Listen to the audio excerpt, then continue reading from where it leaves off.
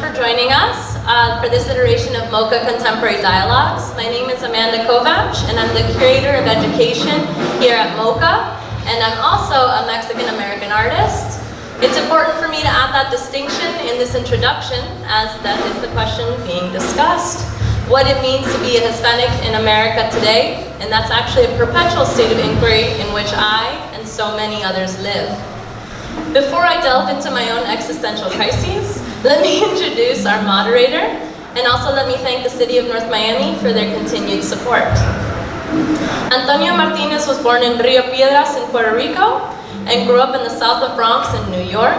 He received his Bachelor of Arts degree from the Herbert H. Lehman College of the City University of New York and earned his Master of Arts degree from Teachers College, Columbia University.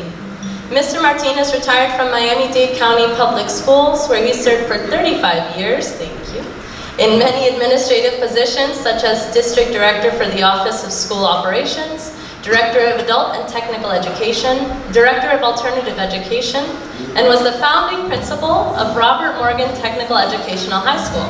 He is also the father of one of my favorite coworkers, so thank you for being here. Thank you, Antonio. Thank you.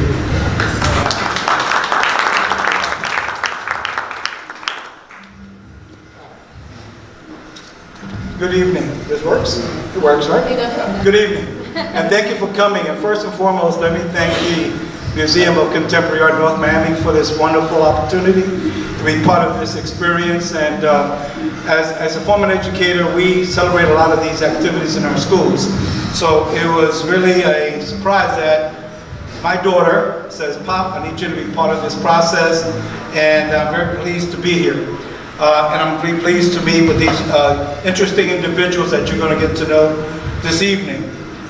Before we begin, let me just give you a little history on Hispanic Heritage Month. Basically, it started in 1968 as Hispanic Heritage Week. Congress authorized Lyndon B. Johnson, president at that time, to recognize Hispanic contributions to the United States. So it started as a week that included September 15th and 16th, and those days are critical. And the reason why those dates are included is because several South American and Latin American countries gained their independence. So that's the reason why they selected those dates. And in 1989, Congress then decided we're going to increase it to Hispanic Heritage Month, which is from September 16th to October 15th. And thus, we're here during that month, during the month of Hispanic Heritage Month. So without further ado, I'd like to give our panelists an opportunity to introduce themselves, talk a little bit about themselves, and give you a perspective of being Hispanic in the United States today. Okay, without further ado, Mr. Perez. You have the distinction, sir. First of all, I want to thank the City of North Miami for having all of us here, and it really is a pleasure. I'd like to let you know my name's Nelson Perez, and I'm a writer. I wrote recently a released book about a year ago. It's been out, and it's called Heart of a Cuban. It kind of, we were talking in backstage, I guess it's a stage, and how different it is. And if you like my book, if you read my book, it kind of details the difference between a recent arrival Hispanic to, they're not recent, but I came a lot earlier than they did. And our experiences are completely different from when I came to more recent arrivals. So I live in Arizona. I have 2 kids. Believe it or not, I put out my Cuban flag in Arizona. Everybody thinks it's a Puerto Rican flag. For some reason, I go, no, and then you try to explain it, and it doesn't really matter, you know. So at the end of the day, it's, what is it, one bird with two wings. Yeah. So I explain to everybody what it means to be Hispanic, Cuban, and my experience is a little different being in the Southwest in Arizona. But it's a pleasure to be here. After the panel discussion is over, I'll be hanging around. If anybody has any question on the book, I'd be glad to answer them. But I don't want to take away from this lovely young lady here. She's better looking than I am, and you might as well listen from her. Thank you. Well, I'll take the mic. I can't do without it. No, my name is Leslie Cartaya. I was born in Cuba. I'm a singer-songwriter. I actually write my own songs, and I've been here in South Florida for almost 20 years now. So I consider myself from Miami, not from Cuba anymore. We've been here like so long that Miami feels like home already. And I think being a Hispanic in America today, it's gotten like a little bit of a bitter flavor because of everything that's been going on lately. It's been like 2 or 3 years of like non-stop like stuff happening. So I think being a Hispanic in America right now actually is not only a privilege, but also this kind of like responsibility comes onto us to like demonstrate like we can really do this. I mean, we're here to help. We're here to like work to actually like give good things to culture and to the history of America. So I think it's a really, really important moment to like understand what is Hispanic heritage and what are we as, you know, as Hispanics, and what can we like really give to not only where we are, but everything, culture, I mean, the world as we see it today. I think it's important that, I mean, we love each other and like we show kindness and love as a community, and I think that's what's most important right now. Thank you. My name is Edison Peñafiel. I'm a multimedia installation artist, a visual artist, and most of the work that I've been developing in the last few years deal with migration and history and the repetition of history and the cycles of migration that is repeated not only in Latin American countries, but throughout the world. So I focus in my work on all these commonalities to not talk about the specific but the general, and that we all are migrants and basically cross the same situations. And as for this question, what does it mean to be Hispanic in America today? I think we have a very great responsibility, and as Hispanics, or as migrants, because all this discrimination and benefits that you can get, or let me see, just anything that happens socially in the United States, if you are not organized as a group or as a minority, then you're not going to be able to really have a word against the government or to petition the government. So I think we need to really organize ourselves as organizations, or just not see the difference between ourselves. Oh, you're like Peruvian, or I'm Ecuadorian, or you're from this or that country, and I hate this country and I hate this country. No, you have to pass that, and I have come to pass that since, well, my experience growing up in Ecuador. When I was a kid, we went to work against Peru, and I had an idea of Peruvians before, and when I came here, I had Peruvian friends, and they had their own truth, and I had my own truth, but none of our truth was the truth. So the truth wasn't truth anymore. It was just our experience at that time. So it is just comparing those experiences and seeing that we all come from similar stories, basically. Thank you. Thank you. Thank you both. Thank you all. And I'm going to just add a few things as we proceed through the evening discussions. And just a point of reference and some data. Believe it or not, there are 58.9 million Hispanics in the United States. We're 18% of the population. And there are more Hispanics in this country than any other country in the world besides Mexico. Okay, Mexico has 129 million. So that tells you, the demographics of this country and the progress we've made. And I guess it depends, demographics depends where you are in the United States. Now I have a series of questions that I'm going to ask the panelists, give each one an opportunity to answer the question. Then I'm going to open it up to the audience for you to ask a question that you feel that has some relevance to the theme that we have today. Okay?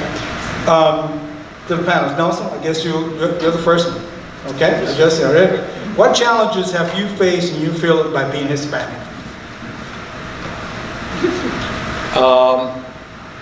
Can everybody hear me? Or should I use the mic? Yeah, I got a big mouth, so I think everybody can hear me. That's always been one of my challenges. It is. But I think, and like I said before, I think it depends on when you came. When we first came from Cuba, it was 1962 and change. There weren't many Hispanic Latinos in Miami-Dade County at the time. So we went through some issues. For example, in school, we had nobody that spoke Spanish. So it forced us to learn English a lot quicker because we couldn't rely on Spanish TV, there wasn't any. Spanish radio, there wasn't any other. So the challenge was to try to get past that. And you get past it because you persevere. When you go to high school, and I remember distinctly my friends, none of us, when I first came, I knew one word. Literally one word, and it was potato. I don't know why I knew potato, but that was it. I mean, I knew if I had to ask for potato, I was cool. But if I had to ask for anything else, I was doomed. So the challenge was learning the language. But then the next challenge was you wanted to fit in with your American kids, your American friends. And you struggled and you strived to make sure that you didn't have an accent. And you struggled with that, and you eventually conquer that because you persevere and you want to succeed. That was a challenge. But it's also an opportunity, because when there's challenges, there are opportunities. And the opportunity that presented to me was to be able to go to school, was to be able to go to college. My parents came, they lived really well back home, but now we're Americans. My mom never learned English. She said, I ain't learning English because I'm too old. Sure, whatever. My dad learned English. And through all of those struggles, working at a gas station, working as a custodian, working as a maid, we struggled to survive. But then, not only you survive, but you excel. And it's one of the things that really makes you proud, is to see all your friends that came together, and none of us had any language skills at all. But we did have the perseverance, and we had the motivation to succeed. And not only to succeed, but to excel at whatever it is that we're doing. So those were the challenges. Setbacks, it's hard to remember how many setbacks there are, but there were also an opportunity. Because when you fall back, there's an opportunity to get up and move forward, and you fall again, and you get up and you move forward. You never stay down. And that was the attitude that we brought from Cuba. And I can only speak for me. That was the attitude that we brought from Cuba. Was right now we're living in a one-room house, apartment with, I don't know, for some reason my dad was like the AAA. You come to Miami, you come to his house, to his apartment. Okay?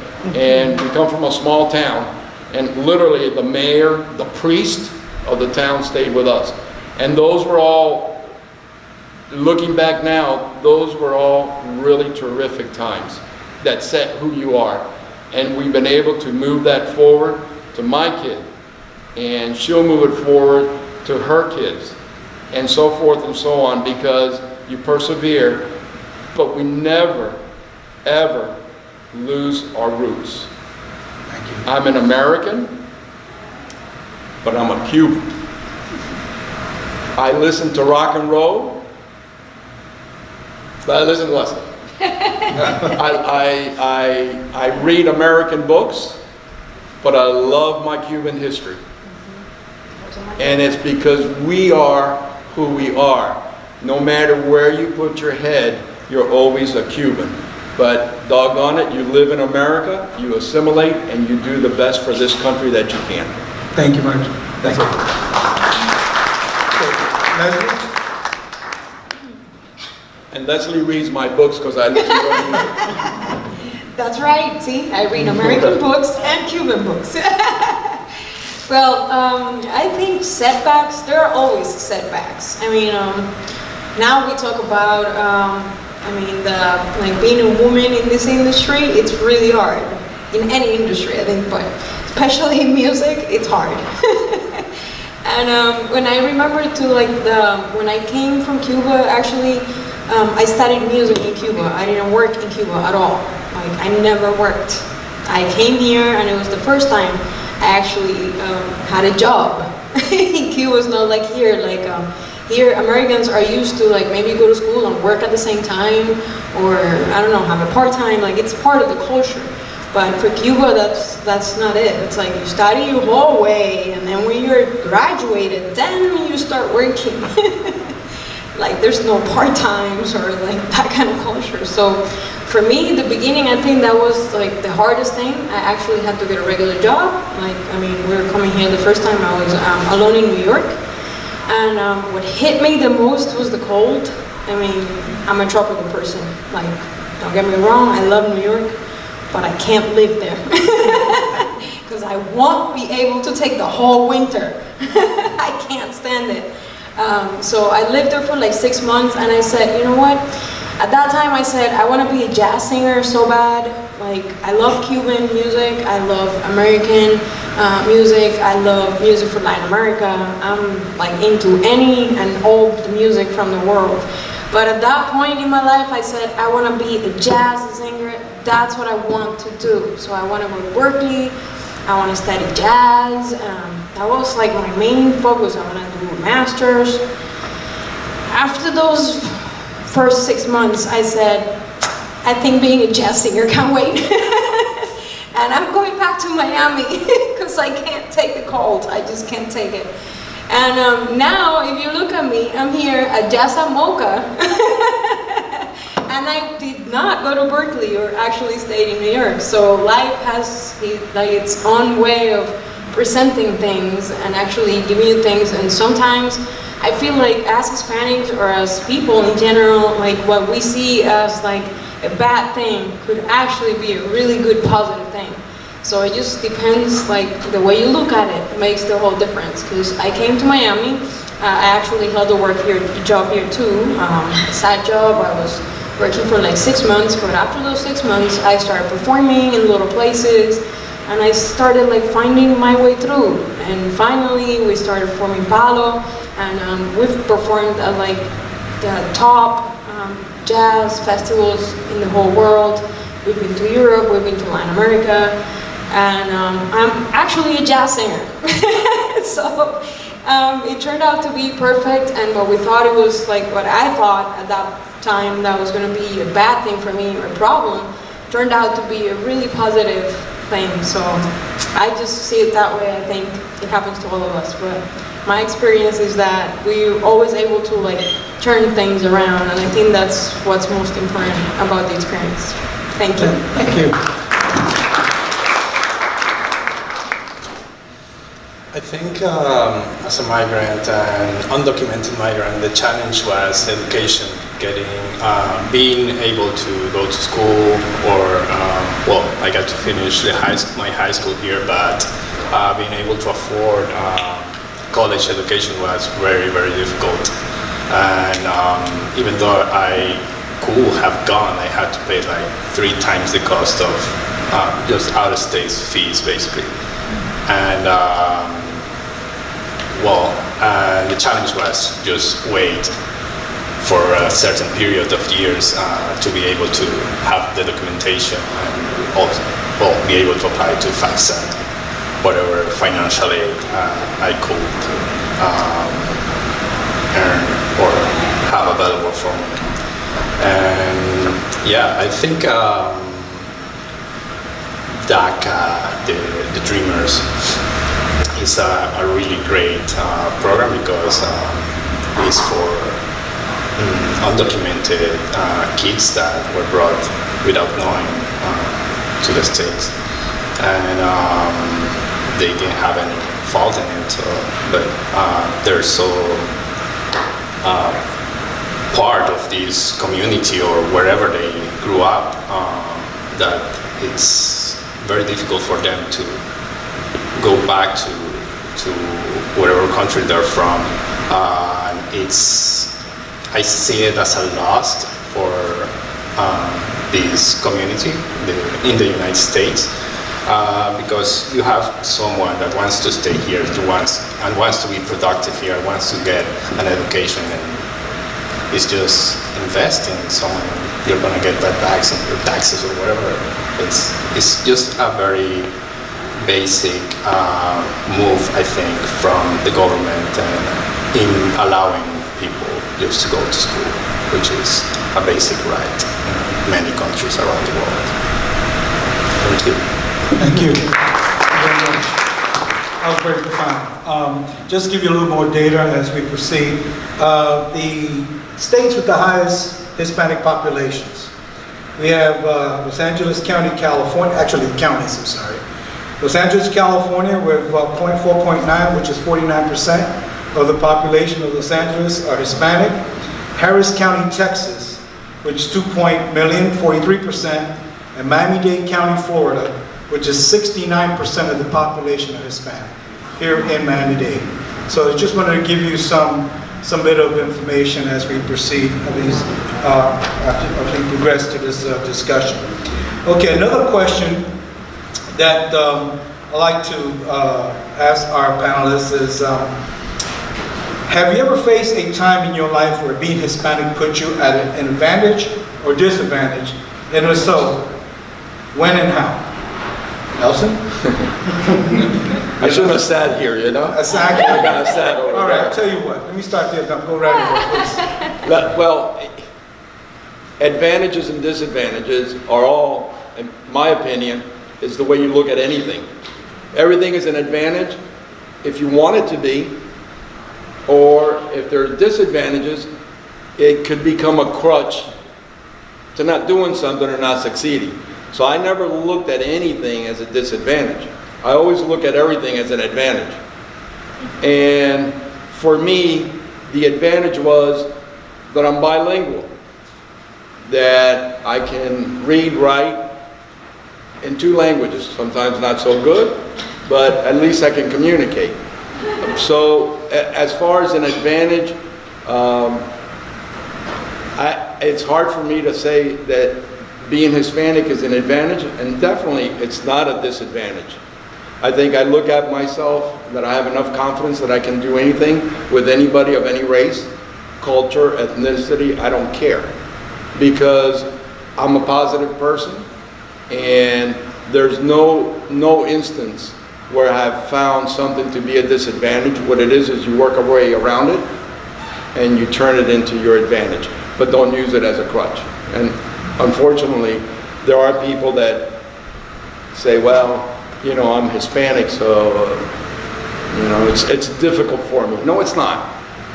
Trust me, if I can make it, dude, anybody can make it. So it is an advantage. There are no disadvantages. It's an advantage. Disadvantage may be language, but it's an opportunity to learn another language. How many people don't only speak one language, and sometimes not even well? So it is an advantage. Everything is an advantage if you make it so. If you want to make it a disadvantage, well, then that's what it is. So, Thank you. Leslie? Well, I think I'm in the same page there. The other day, actually, we went to perform up in Davie. Miami-Dade is very Hispanic, but Davie is mainly Americans. And then I sat at the piano to do a song in English. I don't really sing in English a lot. I do maybe 1-2 songs per concert because I mainly do my own music, which is in Spanish. But lately, like the past year, I've actually been writing in English. So I've been singing in English a little more. And before I sat at the piano, I said, well, I'm gonna sing in English for you guys, but of course I'm Cuban, I have a big accent.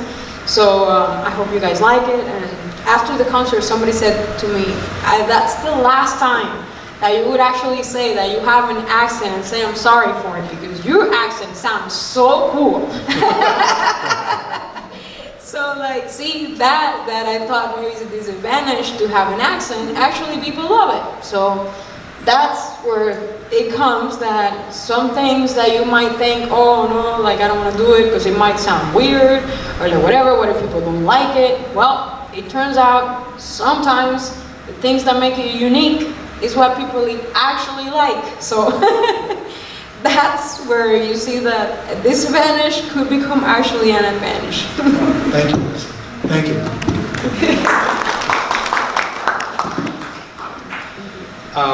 I don't really see an advantage or disadvantage.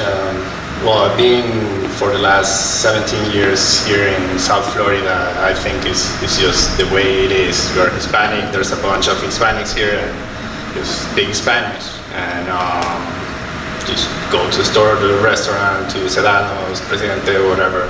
It is that. You can just be you. Yeah. So, if I lived in somewhere else, then I can answer this question, but this is where I have lived and I don't have any other answer for it. All right, well, thank you very much. And I think you said a key word, if you're someone else and someplace else in the country, you know, it's different because it depends on where you are and the demographics that particular place you're in. And, you know, because I've been through Alabama, I've been through, you know, different parts of the country, and sometimes you feel a little out of place, so to speak, because, you know, you say, okay, I want some Café Bustelo, and I'm looking for Café Bustelo. There is no Café Bustelo, okay? And you know, and those times, you know, you kind of miss your, you know, heavy coffee. So it's one of those things. Just a little more data, and then I'm going to open it up to the audience because, in the sake of time, the cities with the highest Hispanic populations, and they are Laredo, Texas, which is 95% of the population is Hispanic. Second on the list, Hialeah, Florida. How did I know that? 94%. Brownsville, Texas, and then McAllen, Texas, in that order. So if you go to those particular cities, if you speak Spanish, you're right at home. Okay, so we have about maybe 13 minutes left for this particular discussion. There's one last question, and then I'm going to open it up because I think this is important given the scenario that we're facing in this country today relative to the challenges of immigration and I don't want to become political in terms of, you know, bias against or for, but I'd like to open this up to the panel so that hopefully give their perspective of what we're challenging today. What are some of the challenges confronting Hispanics today in making a united impact in the national political arena? Okay? I guess it's me first. You're the first one. Go right ahead. And keep it brief because I want to leave you. Yeah, I think that the challenge is that you don't be, I'm preaching to people that I don't know, so you don't be boxed in. So if you are a certain ethnicity, you must vote this way. If you are a certain background, you fit into this little box. No, you vote for who you think, or whichever party, and I don't even think you should vote party line. You vote for the person that you think best represents not you or your community, what's best for us all as a country. So, yeah, you know, to say, well, you know, I'm Republican, so I'm just going to go. Well, one of those guys may be a jerk. So why are you voting for him? Or a Democrat and go straight down the line. No, I think most people need to stop and look and see who these people are. And if you agree with what they're saying, by all means vote for them. But don't vote for them if you are Hispanic. That means you got to, and if you're Cuban, you got to vote Republican. If you are whatever, then you got to vote Democrat. I don't agree with none of that stuff. So look at Fox News and then look at CNN and whatever.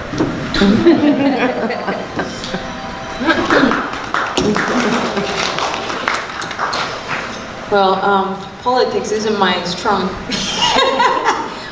suit. But I think, I mean, personally, I've been able to vote already for like it's been like 2 times, like for 10 years or something like that.